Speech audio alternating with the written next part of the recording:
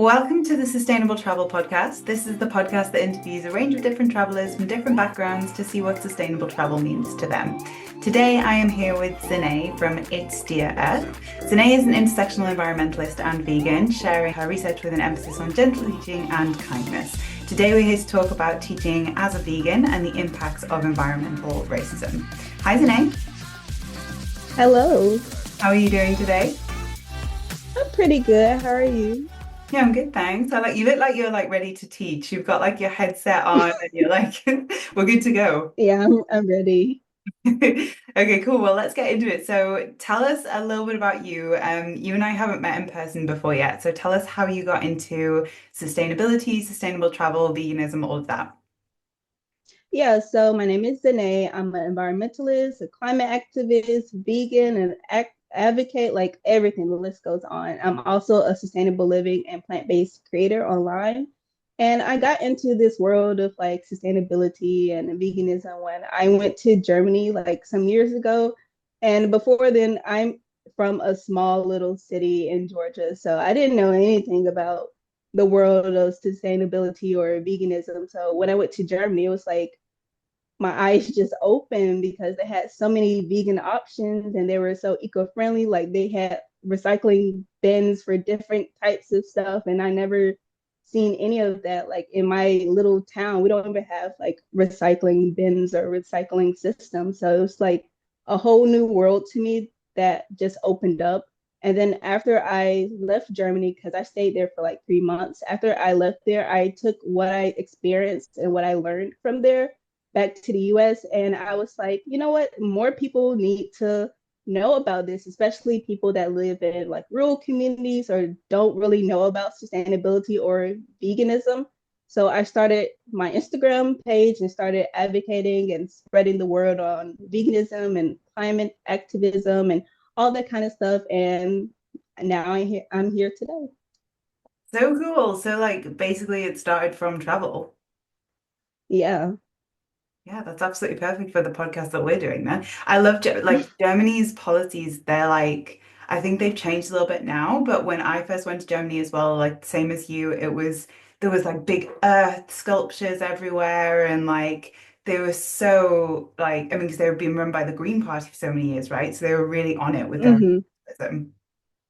Yeah, it was like a whole new world that opened up to me. I never seen like anything like that, and I was so grateful to like travel so I can just experience that whole different world and try all the delicious like vegan foods and attend different protests and just see the culture. Yeah. Why did you go in the first place? Because I had an interest in Germany. I took German and in college, like, and I just really fell in love with the language and the culture. So I was like, you know what? I graduated from college. Let's go to Germany for 3 months. And I had a wonderful time there. Wow, that's really cool. I speak German as well and I love it. It's like I think it's a really beautiful language actually. Me too. Like, I hear people say, oh, it's really ugly when like it's very beautiful. And I like how it is difficult from like if you're speaking English, you're speaking like learning a whole new language. But I really like love a challenge. So German just I learn it every day and I just have like much joy learning German. That's so, so cool. And I love that you stayed there for like 3 months as well to really soak it all up and like get immersed in it. Because what you say is Yeah.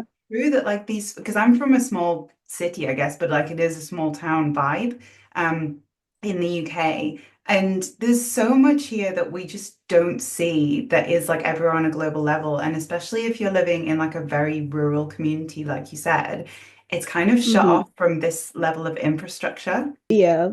I experienced that here. Like we don't have like public transportation. So when I went to like Germany, it was like subway, buses, and you hop on and off. And like, I just had so much fun because I never been in a subway. So I just had fun hopping on the subway, and and I specifically went to Berlin, and they have the like their subway system is like a circle. So I just had fun like traveling on the circle and just going around the city and just hopping off and on buses and just it was so much fun to me. That was one of my highlights, just using the public transportation system. That's so sweet. I think in the US, is it mainly like you drive everywhere?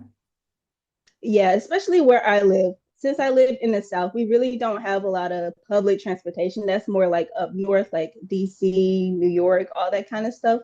So here, especially in the South, where everything's so spread out, you have to like use your car. Yeah, we're the same. Like, I mean, not everywhere in the UK, but where I come from, like, you have to have a car, otherwise you're just not going to be connected. Um, Hmm. so I think let's talk about traveling first. Like we've already got off on this topic anyway. So I think there are people who say that travel in general is unsustainable. And this happened, like I get this said to me a lot. But even just hearing your story there of like how much it opened your eyes and then it's kind of brought you back to where you're from to become an educator, which is such an important role. So like to me, that's an obvious example already, but what's your opinion on this? And what does kind of sustainable travel mean to you? So sustainable travel is possible for like anyone. Anyone can travel sustainably. So it's based on like not having like negative impact on the environment, on social, on economics and stuff like that. So for example, yeah, I took a plane to go to Germany because that was like my only choice. But while I was there in Germany, I shopped at local stores, I ate at local restaurants. I even took public transportation instead of like getting a car or anything like that. So that is me travel sustainably. And I also use reusable water bottles and recycled packaging and all that kind of stuff. So that is sustainable traveling.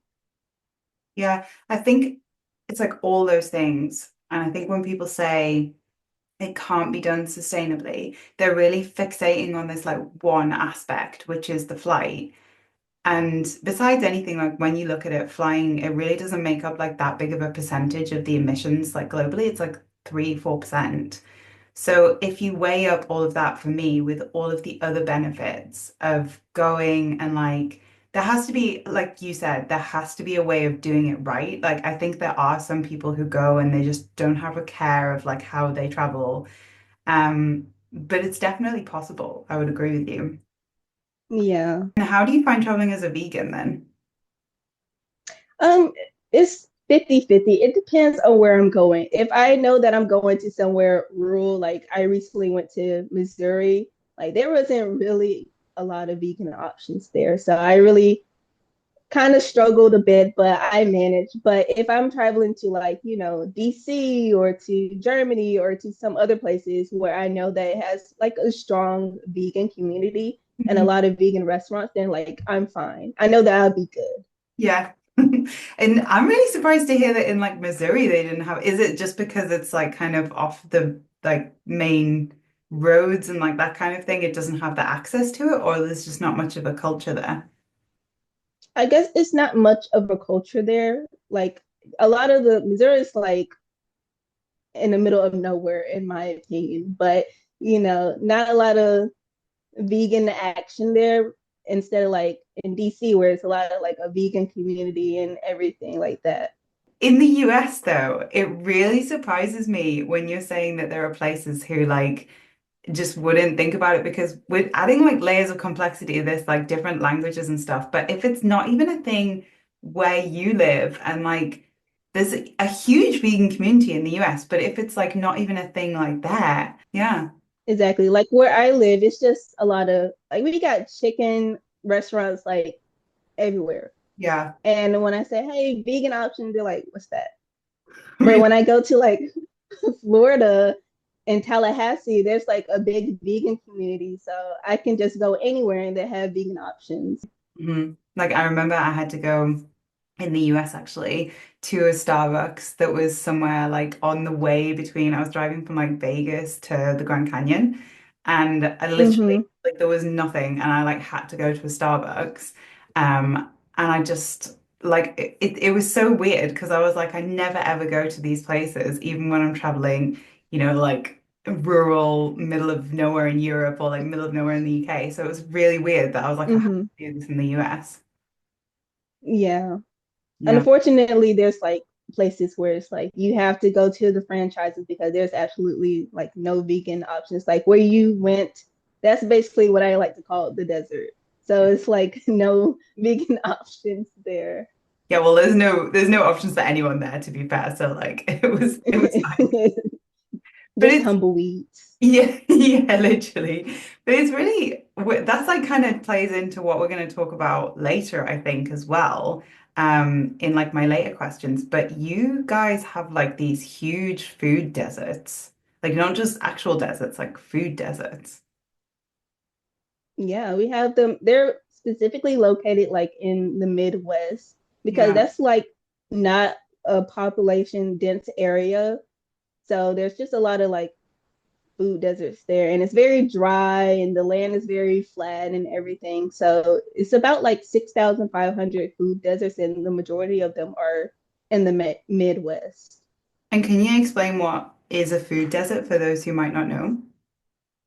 So food desert is basically an area, it could be like city, town, but a specific area where the food is like there's a lack of access to food, so fresh fruits and vegetables and just all necessity. So those people really struggle to get food. They might get food on rare occasions. Some of them don't get food at all. So it's a very like huge problem. It's massive, and especially fresh food, like you said. Exactly. Mm.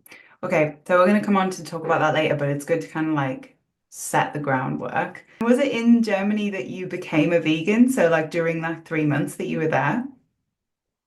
Yes. That's when I really became vegan.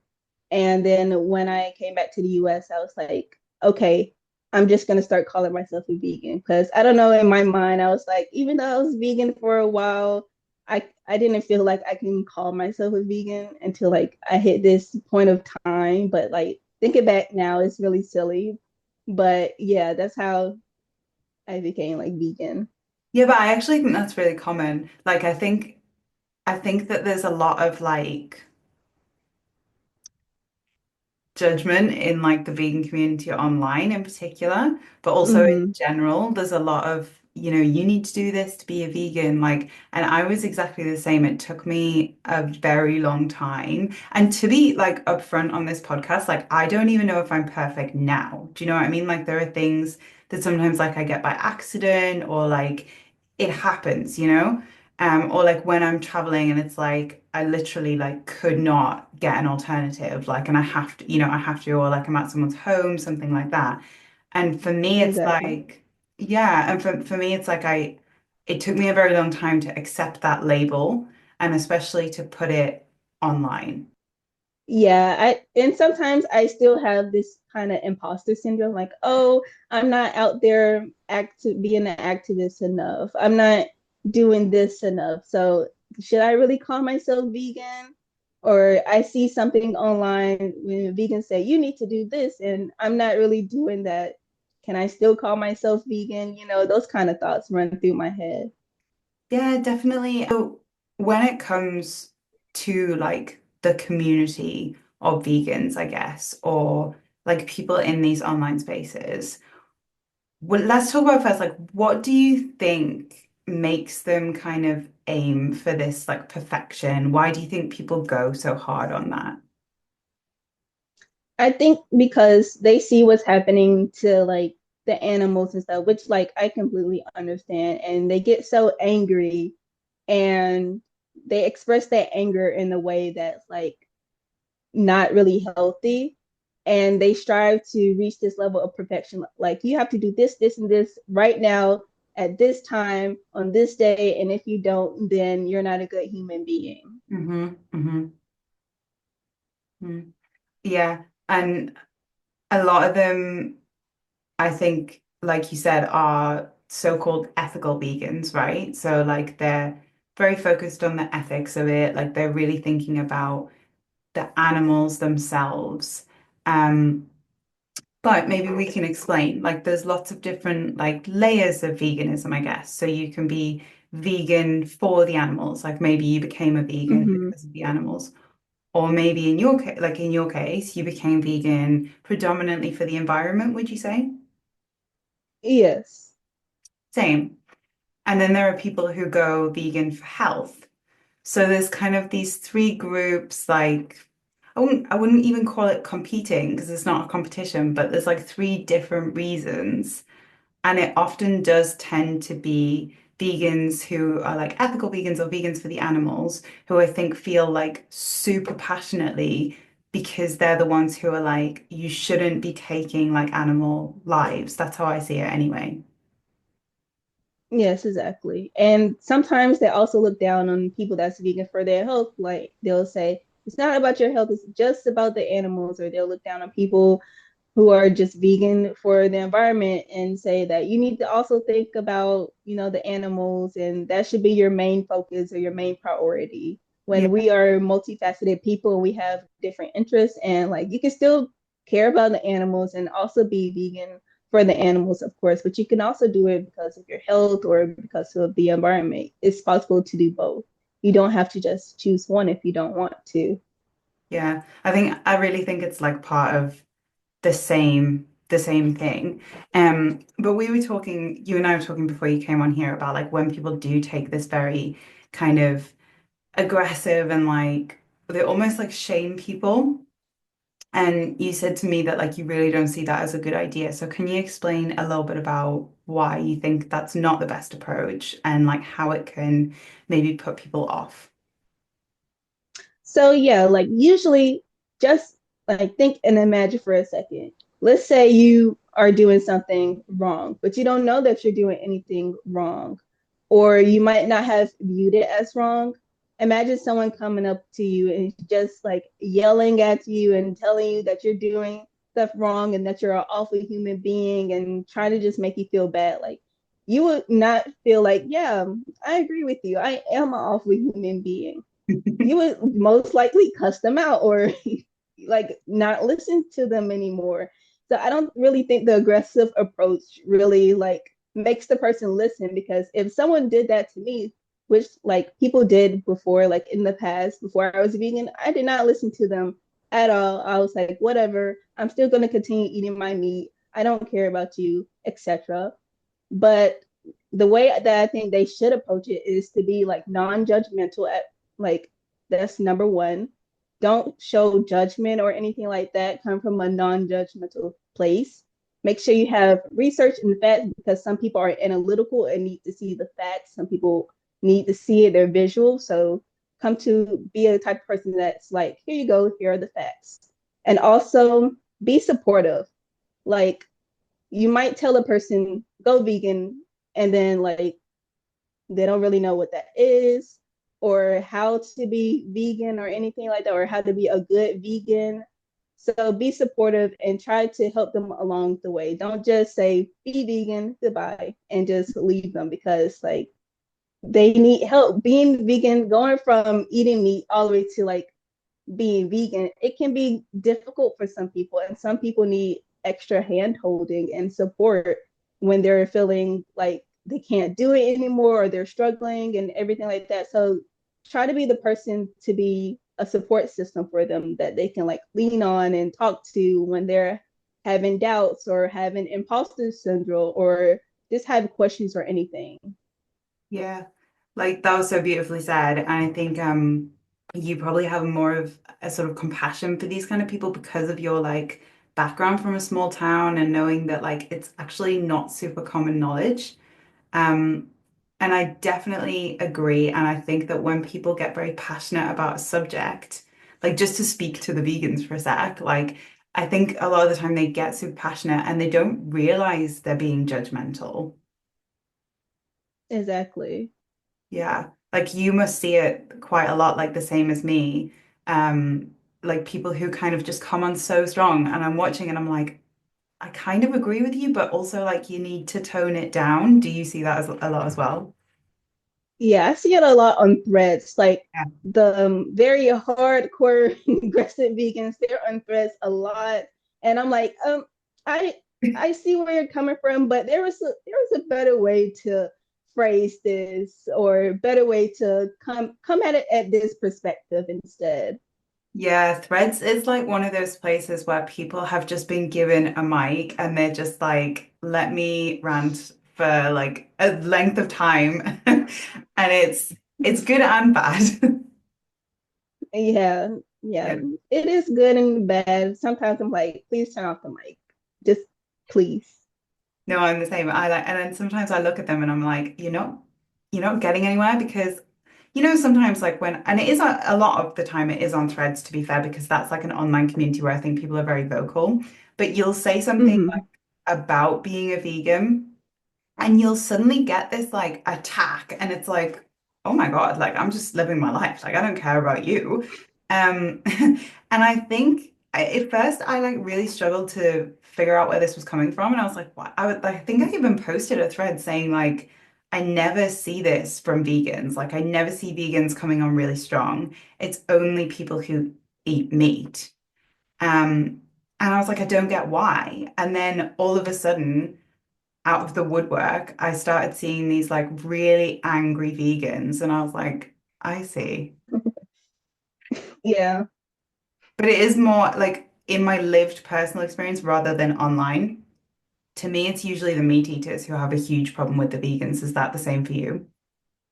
Yeah, I don't really tell people that I'm vegan. I don't think I told Mm. like really people that I'm vegan. I don't go around saying that. They only in situations where like food is involved, they're like, Zenee, why aren't you eating this pizza? And I'm be like, I'm vegan. Because it opens up like, oh, I can never do that. Like, how can you do that? Or what about protein? And all those list of questions, the same questions that's been debunked and proven and Yeah. like just just a lot of questions. Yeah, that's so true. And it like kind of every event becomes a chance for someone to like debate you. Exactly. It's like it's so tiring, and I feel like I never saw this until I was online more from the opposite side. And I think it was like my husband was explaining to me because he has like a group of friends who are still like very heavy meat eaters. And he was saying like a lot of the time it is kind of vegans who'll come on really strong and stuff. And I was like, I just like have not seen this. So then when I started seeing it online, I was really taken aback. And probably like you, I was a bit like, oh, like I don't really know how to respond to you because I agree with you, but you scare me. Yeah, like I just don't respond because I don't want to be trapped up in the argument either. Like I'm Switzerland, but Yeah. I'm saying like, okay, I agree with you, but maybe we could have rephrased this better. But I'm saying that in my head, not online, because I don't want to be attacked. Yeah, you don't want to be trolled. But it's I definitely love the way that you approach it and like we've spoken about this before as well because in my opinion like the world needs like a little bit more nuance on all of these topics like these especially these big topics. Like you can't just sledgehammer your way in and be like my way is the best way. Yeah. And like there is a lot of nuance. Like in the real world, I think some people like understand like food deserts might prevent someone from not being vegan, or certain disabilities might prevent someone that cannot be like vegan. But when you get online, everybody's like, everyone can be vegan, no matter what. I'm right. Everybody that says that they can't be vegan is lying. But when you present like the facts and stuff, like no, it's like more nuanced. It's not black and white. They're like, can't hear you. I'm right. You're wrong. Yeah. Whatever. Go vegan. Yeah, they are. I think often people kind of in their head, like they get on this sort of single-minded mission and they're like, this is like the way that I think, and probably it's the way that everybody else thinks. And sometimes when they're in these kind of like closeted spaces online where they don't really get like they don't mix with other people so much, it's kind of like this echo chamber. And they just assume that everybody's going to agree with them. And then when they don't, they can get like proper aggressive. Yeah, like I agree. Like I'm in the space where not everyone is vegan. Like really no one is vegan.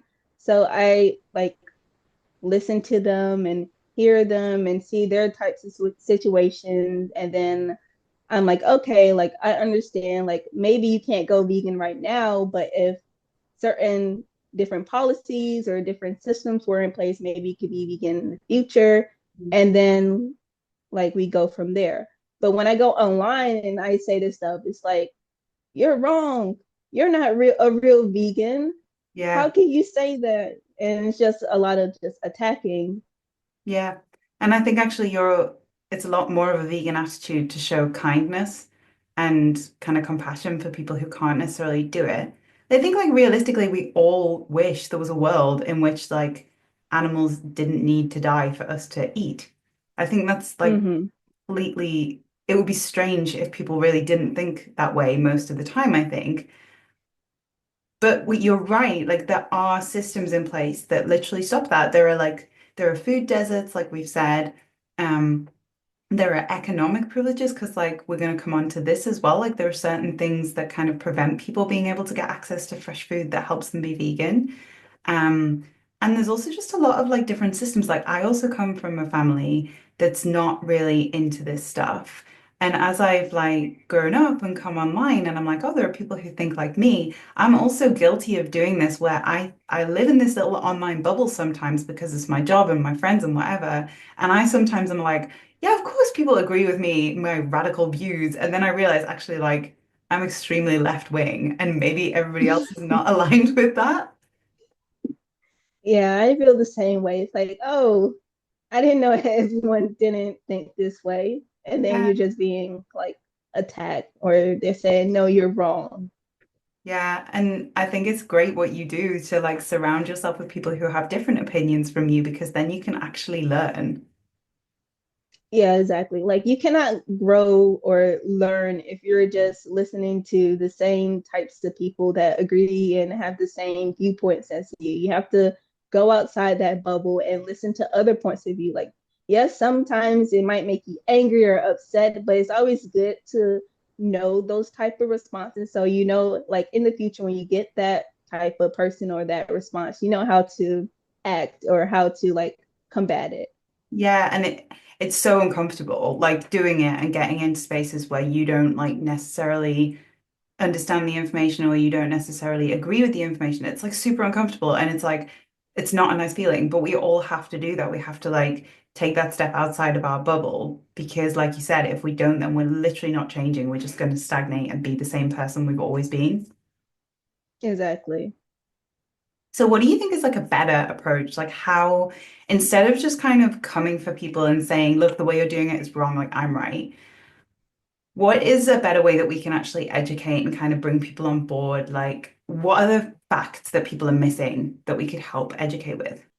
So just having like resources, like using social media is a great way to spread the word because almost everybody is on social media, but it's the way that you have to like educate, like be non-judgmental, be like supportive, say like, hey, we're not judging you, like here is this, this, and this about veganism. Make sure that the information is digestible and that it isn't, ableist or like racist or sexist or anything like that because some content online is like vegan content can be portrayed like as ableist, say like, oh, everyone could be vegan no matter what. That can come off as ableist because you're not looking at people with different disabilities or even looking at people that have like low income.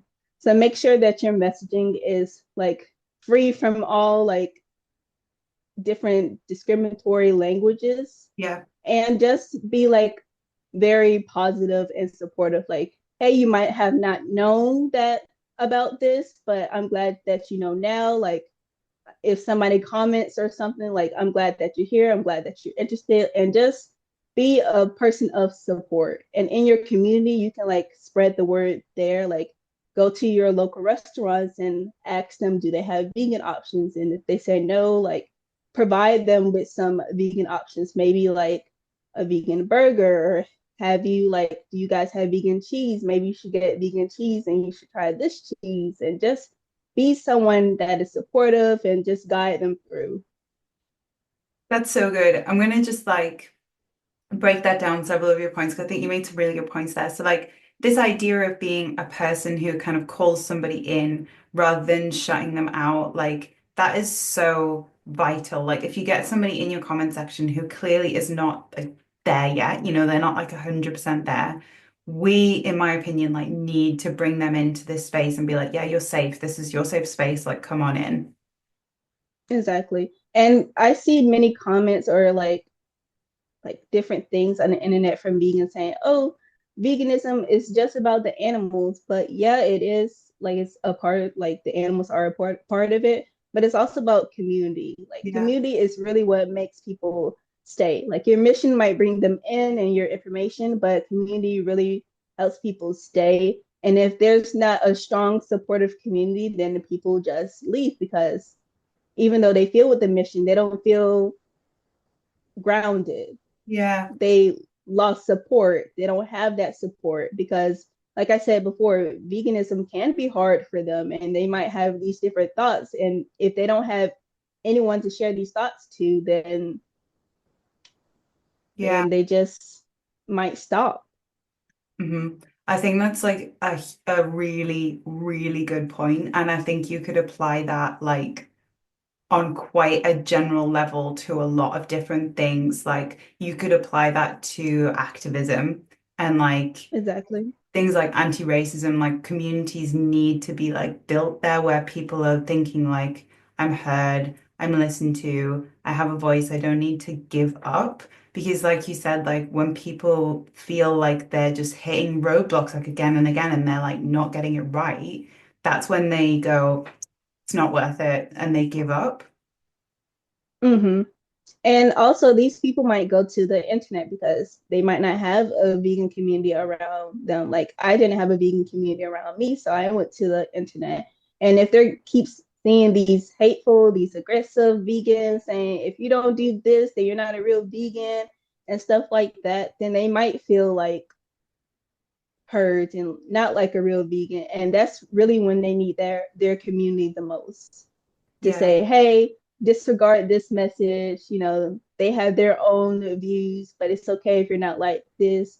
Like, do this, and this to like help you block out these types of people. Just having that support group really helps. Yeah. And you're a great like advocate for that as well. Because like you said, like no one's perfect. And at the end of the day, like if someone makes a mistake, is it not better that they go, right, well, I made a mistake, but tomorrow I'm going to do better. And they do that because they've Exactly. got this support. Like, whereas the other alternative is that they go, oh, I made a mistake. I'm going to give up. That's not good. Yeah, that's how some people are. Like some Yeah. people are like they went vegan, they're like, oh, I failed, I had a piece of steak, I should just give up, or they give up and they become ex-vegans, Mhm. that term. And then the vegans in the comments are like, oh, you were never really vegan in the first place and everything Yeah. like that. When like if we had that community or that support, like you said, no one's perfect. So if they had a piece of steak, the vegan community that built around them can be like, hey, you messed up. It's okay. Let's try something different. Let's try again. Maybe you need to do this. Maybe this can help you. And just have that very supportive, non judgmental support group. Yeah, and in some cases, that support group could be the thing that actually like pushes you forward to try and get back on track rather than just giving up Exactly. altogether. Exactly.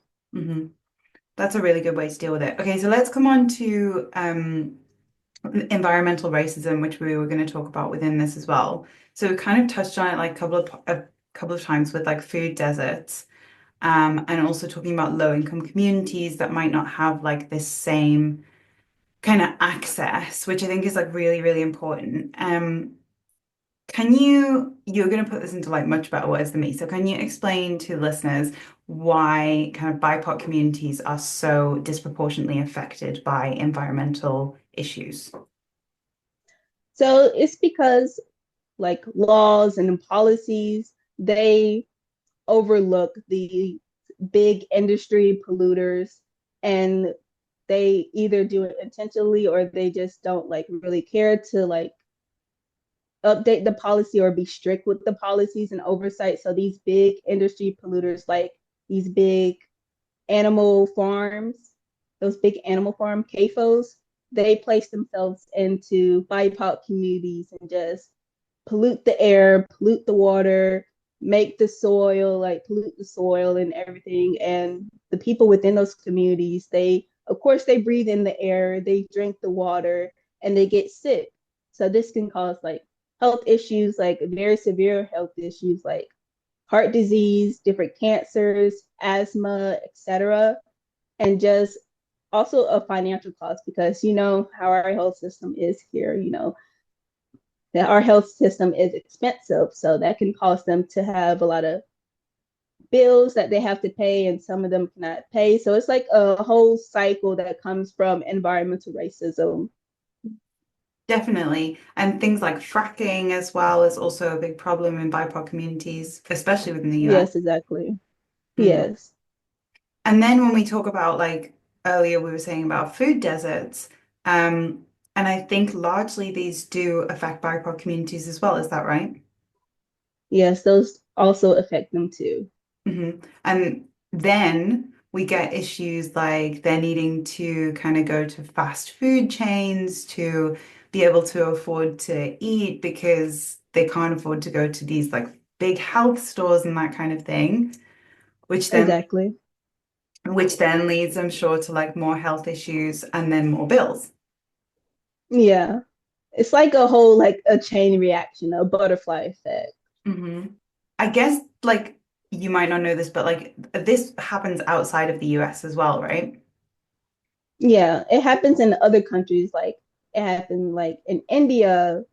I know they have a lot of pollutions. Like a lot of companies like to go to India because the laws and regulations are lax, so they can get through like different certifications and stuff that they don't have to have, and they just pollute the air, pollute the water. And in other countries, like in Africa, they just very much abuse and take advantage of the lax laws and policies of that country.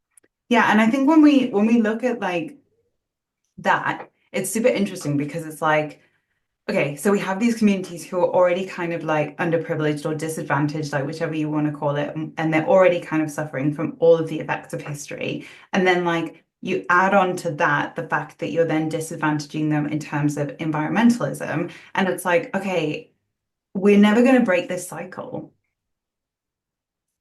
Yeah, I agree. They just become more and more disadvantaged. And then the 1% are looking at them like, oh, why can't you level up? Why can't you do this? When it's like, if you see this long list of things that are keeping them from doing these things, then you'll really understand. But they choose not to understand or and not even do anything. And sometimes they are the cause of why these people experience all these things.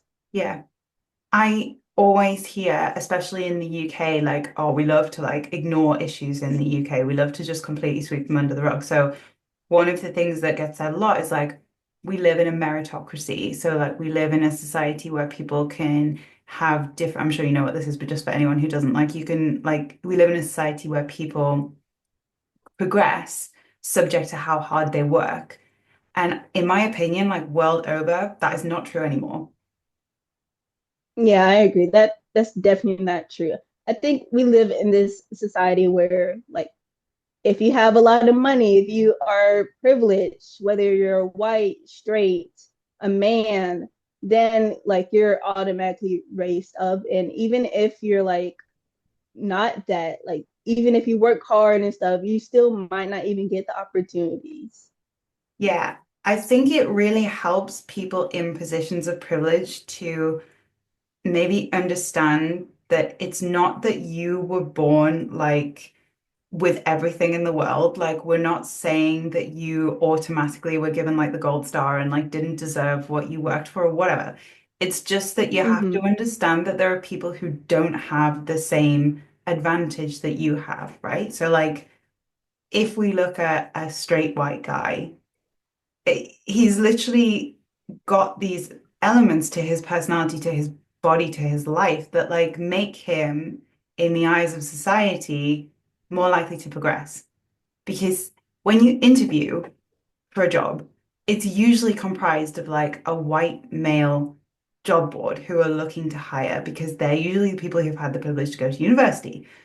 So they interview, and because they look like this person, they automatically have an advantage over everybody else. Like that is human psychology.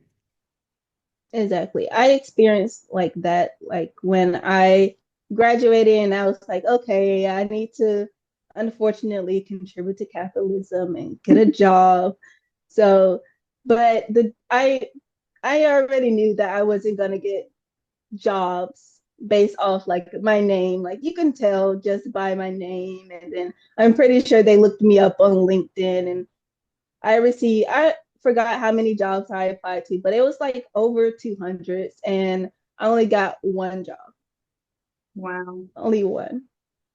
And was Some that of them I interviewed for like some of the jobs, but like I can tell like no, as I soon as you wasn't got gonna that? get the job.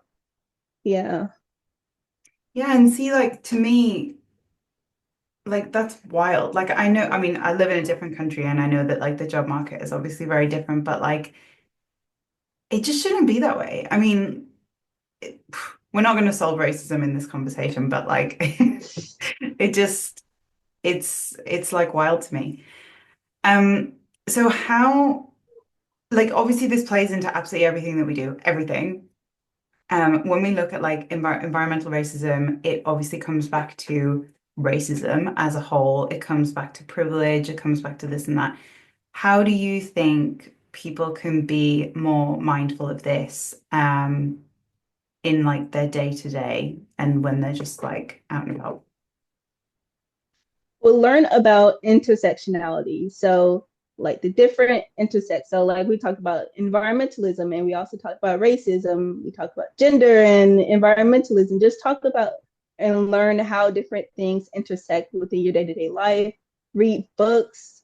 The internet is a great resource on like researching these types of things, and also following different people that educate about this type of content really helps you like learn and just get out your bubble and see these types of things in the real world. Because when you're in your bubble, you might not notice this, but when you get outside your bubble and you talk to different people and you learn new new things, and you're like, wow, I never knew this.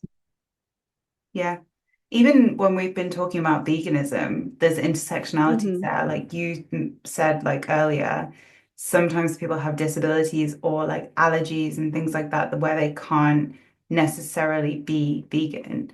And sometimes people have different income brackets where they can't necessarily be vegan. It all intersects. Yeah, exactly. Like, I think we as a vegan community need to think about that because some of the things that we say, especially when it comes to like income, like, oh, vegan food isn't expensive. Like, vegan food isn't expensive to you, but to Yeah. other people, it might be expensive. Like, to me, it's not expensive because I have the income to purchase it. But for someone else, it might be very hard for them to get vegan food and they might have to choose the non-vegan option because it's much cheaper for them. It's in their economic range. hmm Yeah, and that's a great point that I think we could like expand on there because we as like a species, we're very us-centric people. Like the human race is very centric, like us-centric, sorry. But also like individuals within that race, like we have a real emphasis on who we are. So like it's very hard for us to imagine, say, us not being there. And that makes us see things within like our line of vision. So I've even been guilty of saying things like that before, not like necessarily out loud to people, but thinking them in my head maybe, because in the community I live in, it actually is cheaper to be a vegan. It's much cheaper because you can buy vegetables in convenience stores, you can buy them in supermarkets or markets, and they're like pennies. Whereas for what we've been talking about with things like food deserts, say you've got two options like of bags of potato chips, and one is vegan, but it's like the uber fancy like kettle variety, and then the other one is like the cheap ones, and you've got like people to feed at home. You can't be making these decisions. Like it has to come down to income. Yeah, exactly. And if you have a big family, you might want to get everything like at once and purchase everything at once. You don't want to probably like get the more expensive versions or the more expensive vegan versions and everything hmm because then it might run out quickly and then you have to go back and buy more, but like you don't have the budget for it and the list goes on. Yeah, exactly like you said. And the disability thing too, that's like really important to bear in mind because sometimes what people will say is like it's better for your health. Well, it's better for your health, but it might not be better for someone else's health who really like needs a specific thing that you can get in lactose or in meat or whatever. Yeah, exactly. Mm. I actually met somebody, it was super interesting. It was when we were in Mozambique. We like bumped into this, oh, it was like a whole story about her, which I won't bore you with, but we bumped into her and she ended up like kind of entertaining us at her house for a couple of days. Um, it was really nice of her. And I kind of said, like, I'm vegan. And she was like, oh, like, I really wanted to try that, but I can't be vegan because I have to have like a meat only diet. And at first I was like, I was like, this is terrible. Like, I'm sure you don't need that. And I was trying to like help and like explain. And she's like, no, no, I really, really do. And she was like telling me all these complex like health issues she'd had and how she'd had to cut various things out of her diet. And people will tell you, like people will swear blind on the internet. No, no, no, like it isn't like possible for people not to be vegan. I'm like, yeah, no, it is possible. Yeah, and then I receive a comment that's like, "Oh, people just need to go ask their doctor for a second opinion." But in the US, like getting just one opinion from a doctor is expensive. Like that Yeah. comes with cost. So like telling them, "Oh, just get a second opinion," like it's With what expensive. money? And even if they get a yeah, with what money, and even if they get a second opinion, what if that doctor tells them the same thing? Like they know their disability and their problems better than like you. So I trust them a little bit more on like what they can and cannot eat rather than me just saying, no, you're wrong. Get a second opinion. Everybody can be vegan. Yeah. And I think people get really single-minded in this stuff as well. Like they get really into their research and they're like, well, veganism can like cut emissions by blah blah blah. Like I had someone telling me, I think it was on Threads again, like they were saying that like veganism is more sustainable no matter what, because when you factor in packaging, when you factor in carbon, like when you factor in transport, veganism is still more sustainable. And I was like, I really get that. But when you're talking about food deserts, like for example, in places like Namibia, where they have like a big dearth of vegetables and they basically do rely on meat, when you're traveling there Mm-hmm. and you're like, I'm going to be vegan, I'm only going to be vegan, you actually could be disadvantaging local vendors, local communities, because you're not buying their stuff, you're buying foreign imports. And like to me, that is not a straightforward line. That's like we actually need to consider this ethically. Um, and like, yeah, people get really single-minded about it, you know? Yeah, like this whole conversation, it's not black and white as people make it seem like, oh, everyone can be vegan. Like, no, there's like specific nuances and different things to take into account. But when you say that, it's like you're making excuses or Yeah. you're wrong. Everyone can be vegan. It's like it's no way to talk about these kind of stuff without headbutting or everybody like just agreeing that like it isn't black or white. Yeah. And actually that reminds me like when I was a kid, like maybe like 9 or 10, like I came home and I was like, I want to be vegetarian. And my mum was like, No, like we haven't got like the resources to deal with you being vegetarian. We're cooking for a whole family here." But she was really good about it and she like did try, and my stepdad is really like anti-vegetarianism or like any of that stuff. So even from the age of 9, like I was dealing with these conversations like every day at the dinner table. And I feel I feel like obviously it was quite annoying, but it's kind of gotten me to a stage where I'm like, I kind of know what all the arguments are from the other side.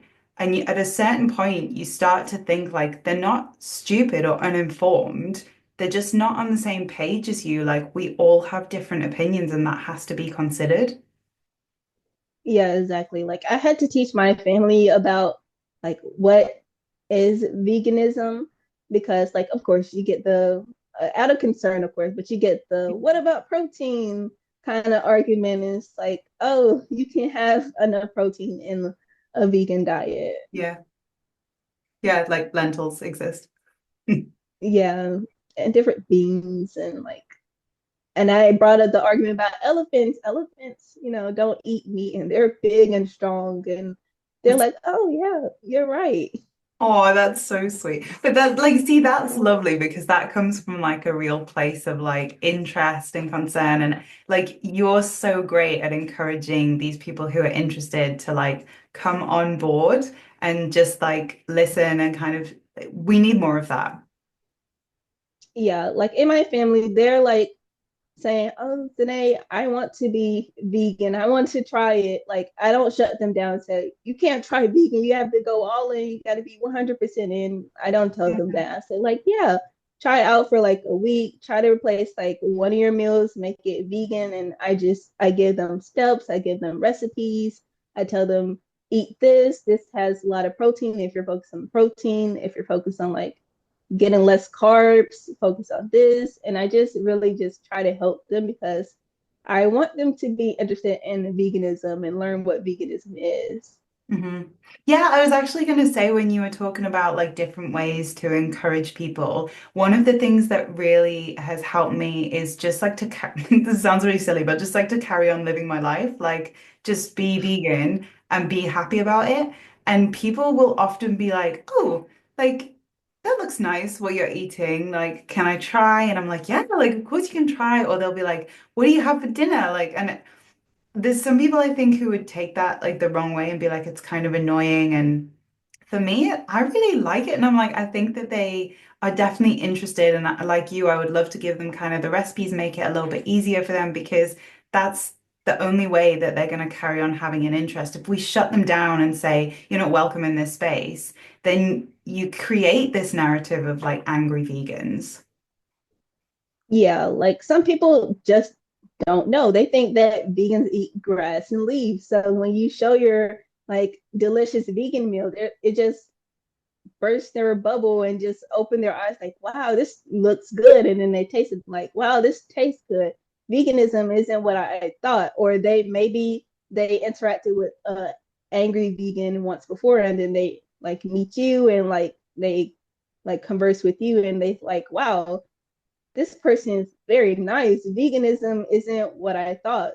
Just living your life and just being you really helps people become vegan because that's what I do. I just live my life Yeah. and just be me and it just naturally interests people. They're like, "Oh, the food looks good. You're nice. I like what you're saying. Like I'm interested in being vegan. Can you help me?" Like Yeah. I became vegan because of you. Just seeing and hearing those things really like makes me smile. I think you're a very like open person as well. Like you're the kind of person you could, because I don't know if you're like me, like often I take a few hits, like people will like mock me or like take the mick out of me or whatever, and I'm like, bring it on, because then I'm like, at least they know that like I'm easygoing and like I kind of feel like I'm taking one for the team there, you know? Yeah, I'm like that too with people like of course, like I don't have a vegan circle around me, like in my day-to-day life. So it's like people that eat meat, and of course they make jokes to me, and I'm the type of person to make jokes right back. But Yeah, it's lighthearted and it's fun. Like I'm not judging them or being angry at them. And they have what I've noticed, they started eating meat less and less and started eating more vegetables, which like it makes me happy because I see that me just living my life and interacting with them in a positive, non-judgmental way. It's really opening their eyes and introducing them to the world of veganism, even if it's like slow.